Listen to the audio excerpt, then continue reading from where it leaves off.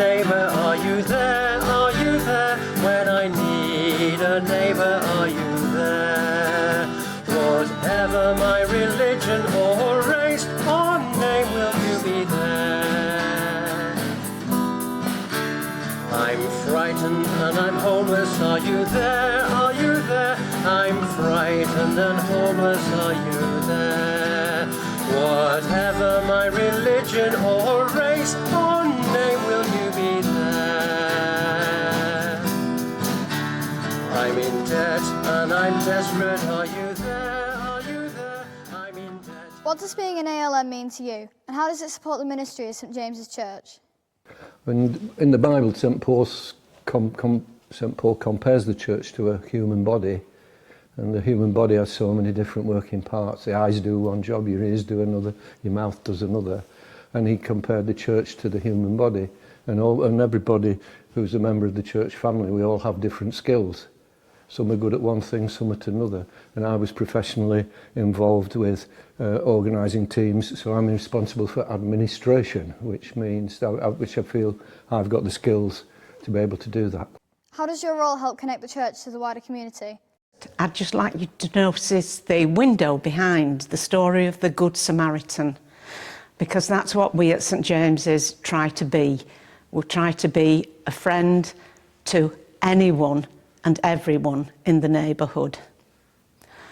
As being responsible for Sunday school, a different story, when Zacchaeus climbed the tree to see Jesus, I suggested we all paint it with thick poster paints.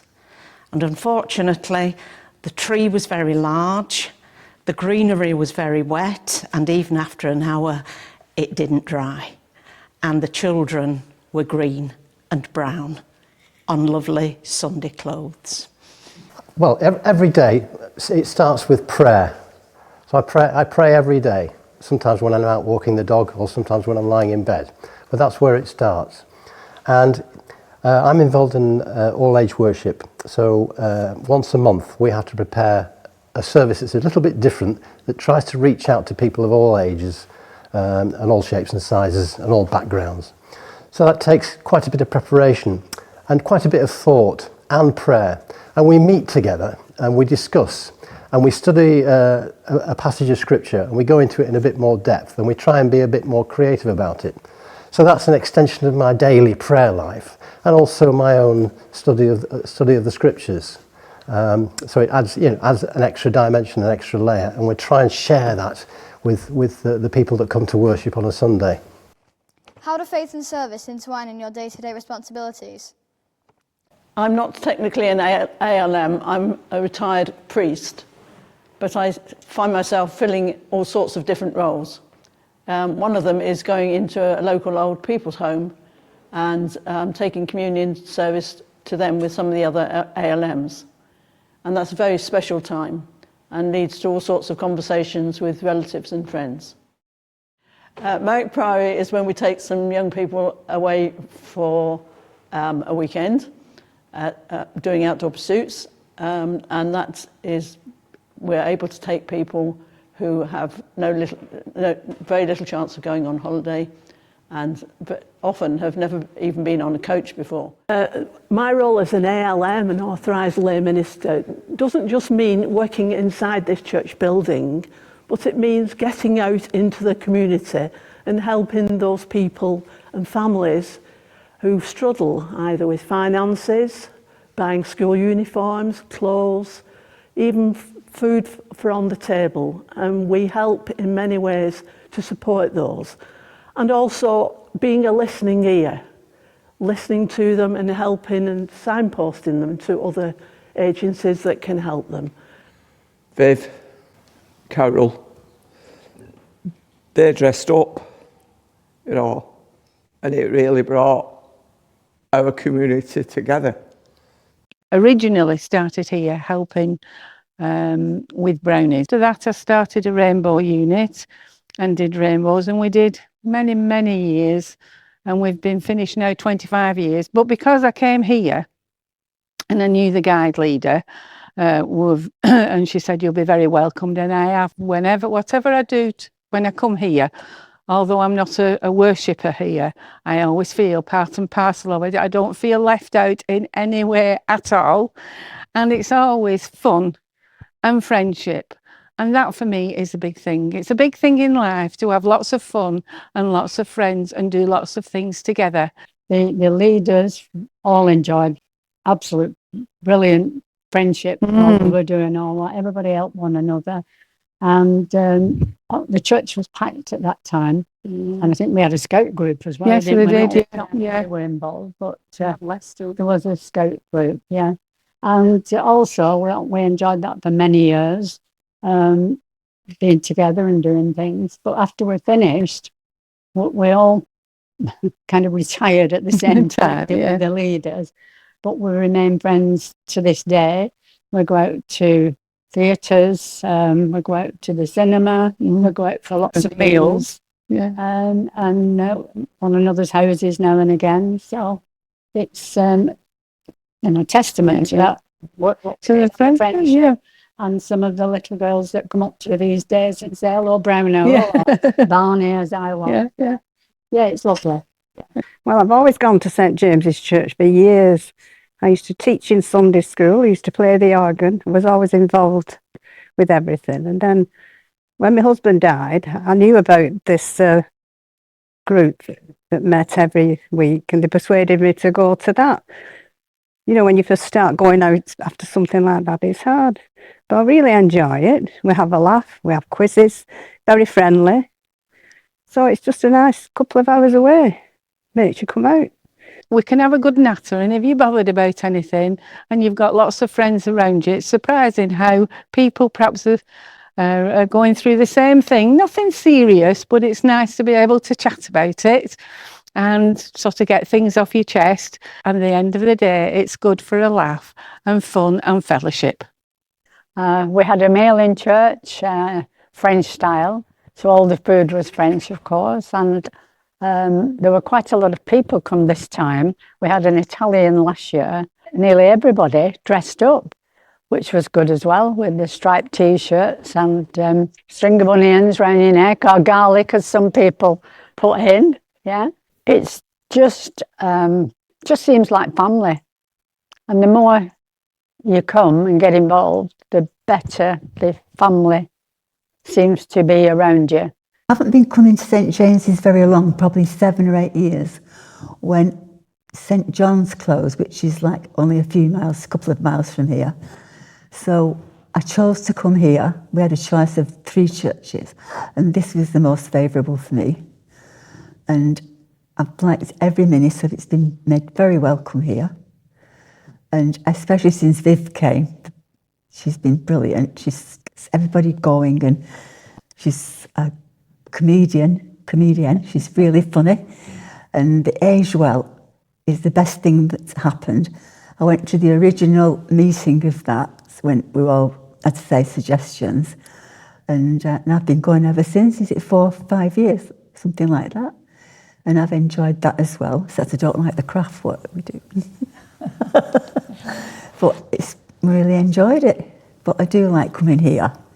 I think it's a really lovely church. Everything's lovely about it. Proper church. They do a lot for the community here. Viv does a lot for the community, especially Christmas, Father Christmas, toys and food. And in August, they have about 3 days, fun days, during the month, and come here doing all kinds of different things, magicians and dancing, and it's brilliant for them. They all turn up. And it's got food and drinks, and they absolutely love it. It's really good. Yeah, so St James is absolutely fantastic. We have a lot of community events like this today. We previously came to the Christmas kind of fair that they did inside at the church, which was absolutely brilliant. It was packed, very busy, not much space to move, but it was really, really good. Fantastic for bringing the community together and meeting new people. Brilliant. I like St James because it's a very family-friendly, welcoming place to be. My first time here, I felt welcome and the atmosphere was amazing. Everybody is down to earth. They always put a new member always first, you know, in everything they do. So I would say it's the best place to be. I've gone so many churches in Bolton, but this is the best. I came here when I changed areas of Bolton. That was the reason I came here. My youngest son was christened here. They used to have sermons where all the little girls dressed in white, sometimes with a little veil. And there was also the roast queens.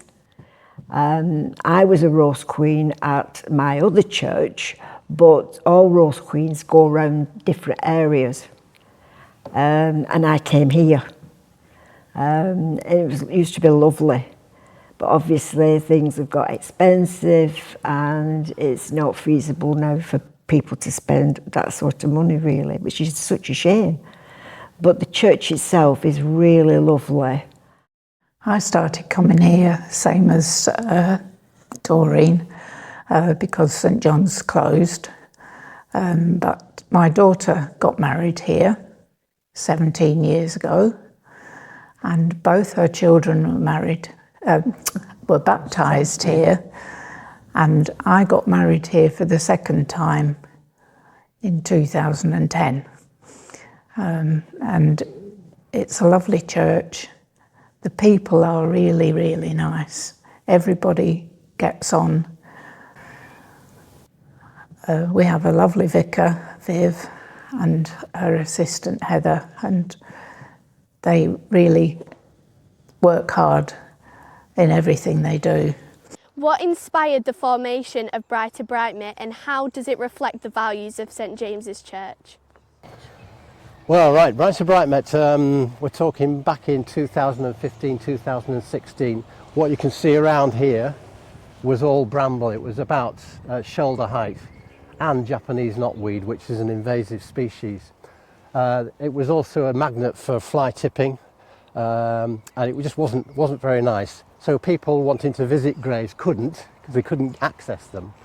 And there was one particular family whose mother passed away, and their grave is just down there. And they were upset about it, and a number of the people in the church were upset about it as well. And we thought we could do something about it. So they formed a working party and started to clear the bramble. And Breightmet came out of that group, and people from outside of church got on board, including myself, because I retired from work, so I had a bit more time, and cleared all the bramble and just opened it up to nature and to people that live in the area, people that want to visit. The church's mission statement is to honour God,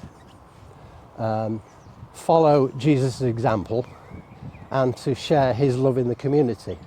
So I suppose, I mean, we do it possibly for selfish reasons as well, because we like being out in the open and making a difference, but maybe there's something of that in the work that's been done over the years. We have a couple of volunteers every week litter pick it within the church grounds, but they also go outside of the church grounds to the local area, up and down the streets, tidying up, picking up litter. Obviously, all the local people see them doing this. Quite a few of the local people engage with them in conversation and ask them about what they're doing and what they can do. And hopefully it encourages them to take a better care of their environment and maybe pick up the litter that they see hanging around in the streets. Do you collaborate with other schools or local groups? If so, how do those partnerships enhance your mission?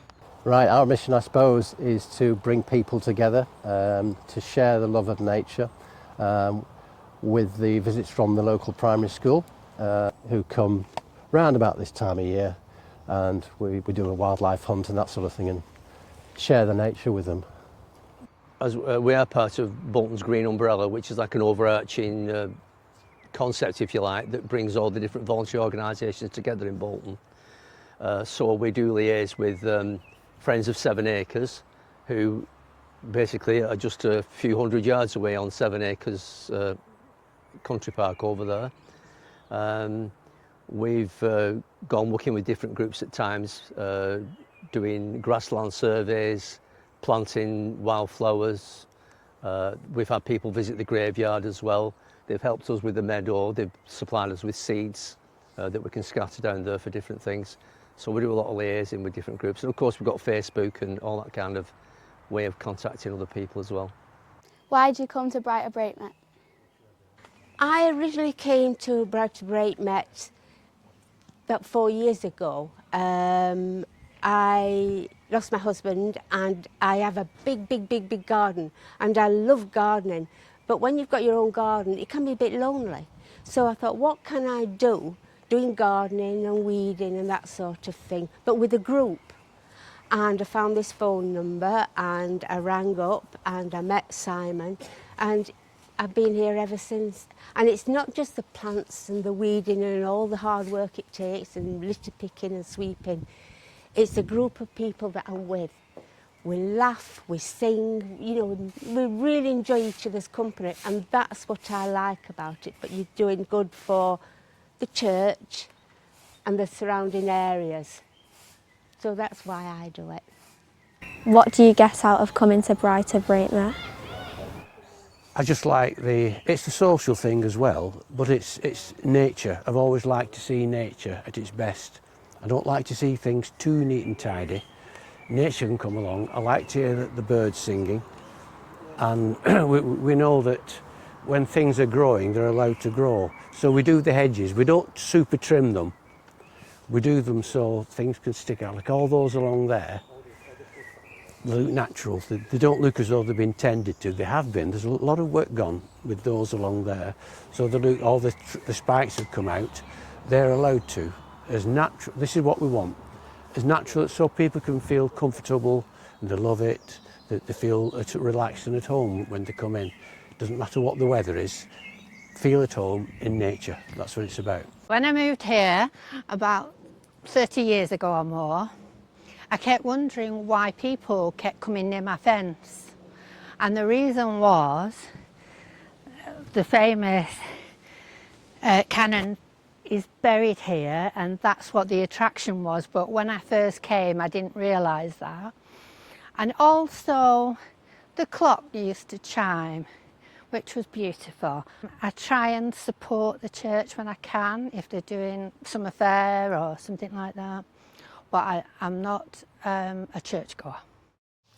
Can you share any memorable experiences from your ministry that highlight the impact of your work? One of my memorable experiences, another role that I carry out is acting as a verger when we have weddings and baptisms.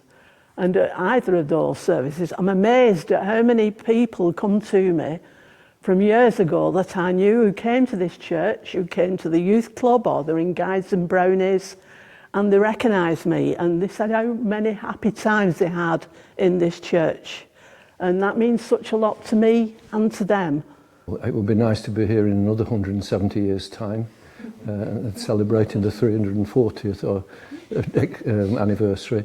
We'd like the church to grow and our community work to grow. A lot of churches really struggle now. COVID obviously affected everybody very much when we had to shut down for a considerable number of time. And we do attract new people, and we're hoping to keep on doing that now through our work in the community and through our worship. It's a very nice community church with a gathering of lovely people, very welcoming, homely. I remember my first day here, it was fantastic. Everybody was so friendly and welcoming. So it's a nice church, and they do know how to look after people. When I need a neighbour, are you there?